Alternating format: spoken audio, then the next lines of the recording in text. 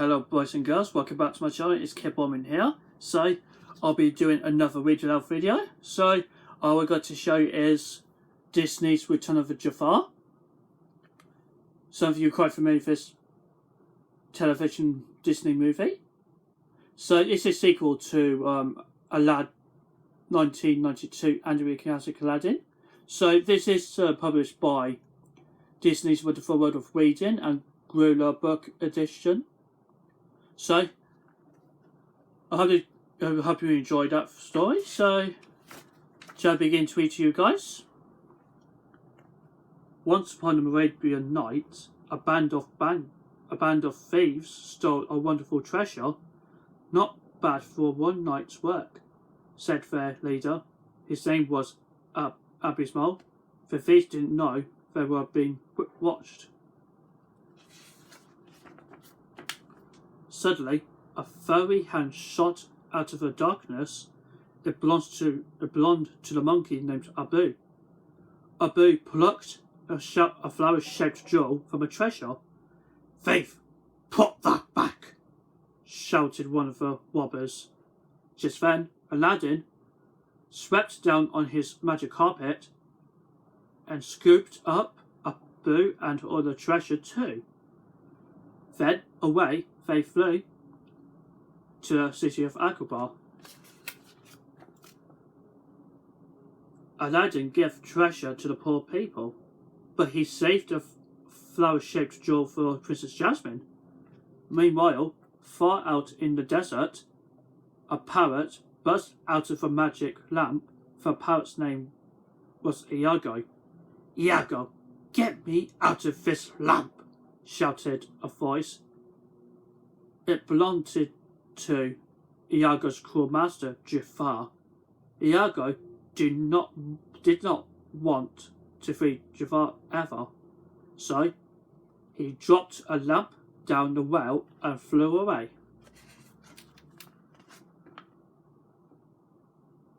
Once, after being tricked by Iago and Jafar, Aladdin had found a different lamp. The kind-hearted genie who lived inside it helped Aladdin win Jasmine's heart. Jafar had tried to steal a throne from Princess Jasmine's father, the Sultan, but Aladdin had come to the Sultan's rescue. Then Jafar got hold of Aladdin's lamp. He wished to be a powerful genie. Jafar got his wish, but he forgot where genies have to live. He and Iago were pulled down into a lamp. The genie had thrown a lamp far into the desert. Now Jafar was at the bottom of the well, but Iago was back in Agrabah. Aladdin and Abu were crossing the square where they saw the parrot. "Iago, what are you doing here?" Aladdin asked. Just then, Abismal spotted Aladdin. "There's the boy who stole our gold!" He shouted to his men. "Thieves, attacked! If I don't do something, I could get hurt," Iago said. So he dropped a potted plot on the board and sent Abismal flying. The thieves ran away and Aladdin was saved. Aladdin was grateful. "Iago," he said, I've misjudged you. You're not such a bad fellow after all." Iago smiled, and no one had ever said such a nice thing to him before. Suddenly, not his former master, Jafar. That afternoon, Aladdin gave Princess Jasmine a jewel. Suddenly, they heard a familiar voice. "I'm back," the voice called. It was their friend Genie, the genie. He showed them all the wonderful places he'd seen. Aladdin and Jasmine wanted to travel around the world too. At that moment, all Ali's mole wanted was water. He went to the well and pulled up the bucket. "What's this lamp doing in here?" he asked. Abby's mole rubbed the lamp to dry it. Out came a towering genie. "And I am free at last," thundered Jafar. Jafar changed back into his human form. He didn't want to frighten Abby's mole. "You are my master now," Jafar told the thief. You may have 3 wishes." Abby's mole quickly wished for the treasure of the legendary sunken ship. So Jafar sent him to the shipwreck at the bottom of the sea. "I can't breathe," sputtered Abby's mole. "Please save me." Jafar brought a greedy man back to land. "Your second wish has been granted," Jafar said. "Before I grant your last wish, you must take this lamp to the palace." Aladdin was at the palace with the Sultan. "Please forgive Iago," said Aladdin. "He saved my life." "I will pardon Iago," replied the Sultan, "but you will be in charge of him. If that parrot gets into any more trouble, I will blame you." That evening, Abby's mole crept into the palace. He put the magic lamp on the table beside Iago. Jafar flew out of the lamp in a huge cloud of smoke.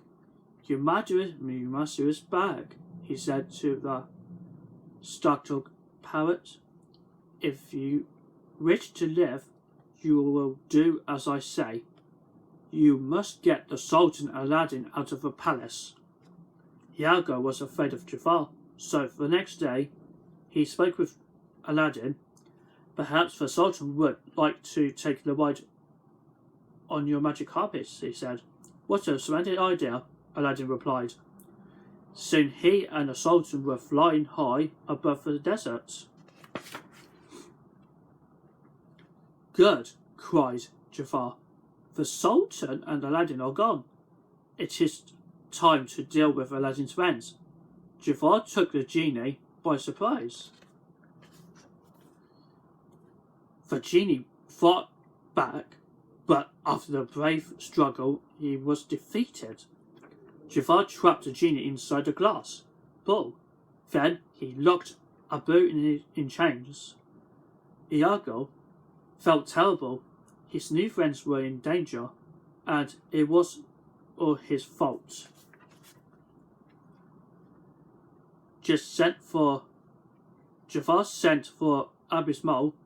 "These flying horses are for you and your men.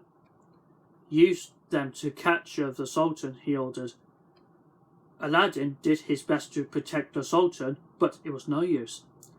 Abby's mole men seized the Sultan. Then Jafar turned into the river into a rising funnel. Aladdin was pulled down into the raging water. Next, the evil Jafar captured Jasmine. "Thanks for your help," he said to Iago. "Soon I will have a total revenge for Aladdin." Jasmine and her father glared at the guilty parrot. Iago had never felt so ashamed. At last, Aladdin finally made it back to the palace. But the palace guards were waiting for him.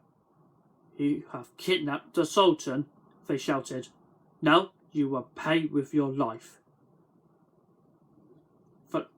The palace guards arrested Aladdin. Jafar's plan was working perfectly. Iago felt so guilty that this was all his fault. But what could a parrot do? Suddenly he had an idea. Iago picked up the glass bowl with the genie inside. Then he dropped it on the floor.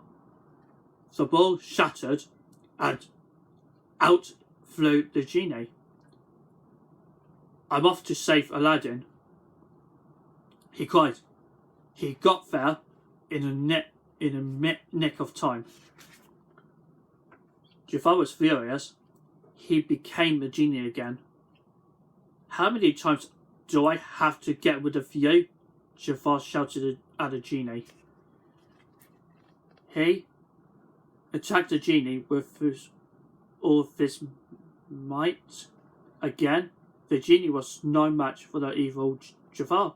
The lamp, cried Aladdin. "To get rid of Jafar, I must destroy it." Next, Jafar became a wild volcano. Everything he touched turned into fairy liquid. Then, Jafar saw Aladdin reach for a lamp. So he melted the ground all around him. Aladdin couldn't reach the lamp. Iago decided he had to help his new friends. The brave little bird snatched a lamp and then dropped it down, down, down. It tumbled into a bubbling lava. The lamp melted before their eyes. Then it was gone, and in that instant Jafar was gone too. Everyone returned to the palace. The grateful Sultan made Aladdin his special advisor, and he took very good care of Iago. Now the kingdom was safe. Aladdin and Jasmine flew on the magic carpet. It was time for them to see the world. Well, the end. Okay, so I hope you enjoyed listening to me when I'm reading this storybook version of Disney's The Return of Jafar. I hope you enjoy this video. So if you like it, give a thumbs up. You can also write your comments down below. And so okay, so don't forget to subscribe to my channel, hit the bell notification, and please also